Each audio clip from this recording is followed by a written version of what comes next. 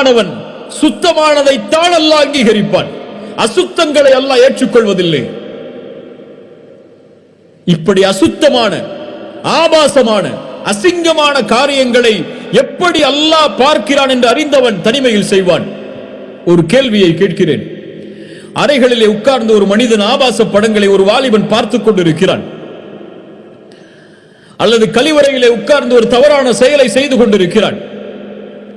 அந்த அறைக்கு வெளியே அவருடைய தாயோ அல்லது அந்த வீட்டில் உள்ளவர்களோ ஒரு மனிதன் நடந்து வரக்கூடிய சப்தம் கேட்கிறது.